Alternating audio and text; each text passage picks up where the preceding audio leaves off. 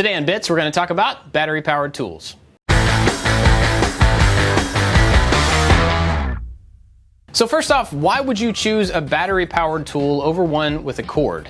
Well, it's more portable. You can take it more places, you can use it in kind of weird situations where you don't have a place to plug in. Unfortunately, there's a downside to them. They don't usually have quite as much power, and there's a limit as to how long you could run a tool on a battery. When it comes to choosing the tool system for yourself, there's a million variables, and when you go to a store and look around, you're going to see a whole bunch of different offerings. When you go to a store to choose a brand of battery-powered tools, or tools in general, there's a bunch of different reasons why you may choose one and why your friend may choose something completely different. One of the big things, oddly enough, is how they look. We are drawn to different colors, different form factors, and when you go to the store, you will see really clear groupings of red and orange and green and yellow, etc. Some people are just drawn to certain ones, and there's absolutely nothing wrong with that. But more often, people have something attached to one of those brands. Maybe someone in their family gave them a kit of that tool, or they grew up watching somebody in their family use a certain type of tool. There is nostalgia built into that, and that's perfectly okay as well. But sometimes it's driven by the opposite effect. Maybe you've had a bad experience with brand A, and that drove you to be interested in brand B. But all of those things are really about personal preference and experience, so instead, let's focus on the things that are uniform across all tool brands.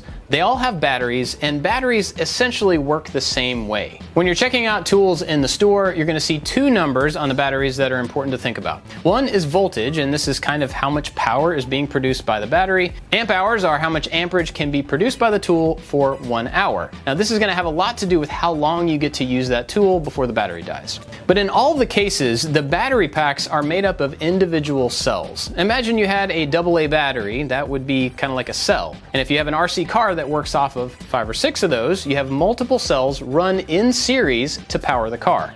Well, the batteries for these tools are exactly the same in most cases. Each one of those cells typically runs from 3 to 4.2 volts. This battery pack is made up of 5 individual cells on the inside, and they're all wired in series. Now that adds up to 20 volts maximum and will run for 2 amp hours. And when you look at this one, you may think a couple of things. Maybe it's older, maybe it's more powerful. It's the same power. These are both 20 volts, but this one is basically 2 of these wired in parallel. While the smaller one will run for 2 amp hours, this one will run for 3 amp hours. Some tool brands will take their batteries all the way up to 36 and 60 volts, and essentially they're just taking more cells and putting them in series. If they need those tools to run longer, they're going to take more of those packs and run them in parallel. Depending on which type of battery you need actually has a lot to do with the tool you're planning on using it on. Personally, I use something like this for a drill because it seems to last forever, but if I'm using a circular saw, I go for something like this. One of the ways that these tool brands will try to get you to choose their tool is by using words like max or a larger number. Maybe you'll see an 18 and a 20 volt drill next to each other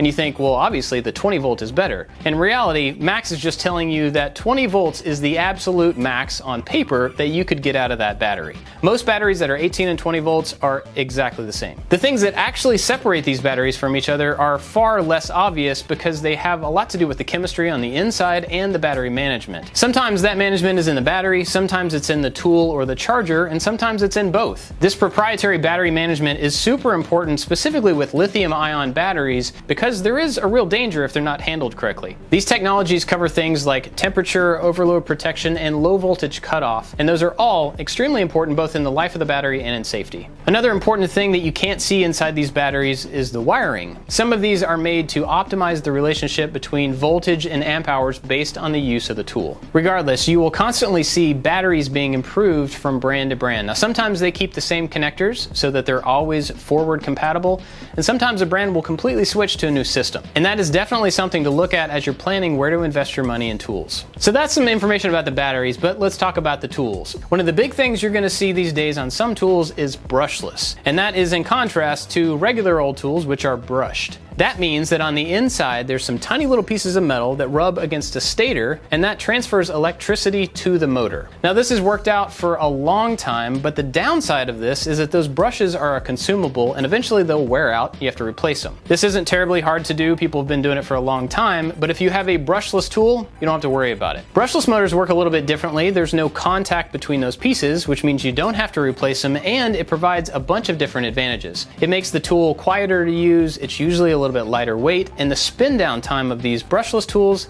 is awesome and almost instant. So when you pair brushless tools with more powerful batteries, you end up with a really good tool set. Unfortunately, when you buy brushless tools, they often don't come with a battery themselves. That's just something to keep in mind when you go to price tools, brushless or otherwise, that sometimes the price will reflect whether it has a battery with it or not. Personally, I tend to wait on buying batteries until there's a holiday sale because you get a better price on them, and then when I need a tool, I can just buy the tool-only package. Oftentimes on those holidays, you can find a really great price on a package deal to get multiple batteries and multiple tools at the same time. So when you go to actually choose a brand to buy into, you need to remember that you're buying into two ecosystems. One is the battery ecosystem, and you need to spend some time thinking about how much power you need out of that, but also the tool ecosystem. Are the tools modern? Are they brushless?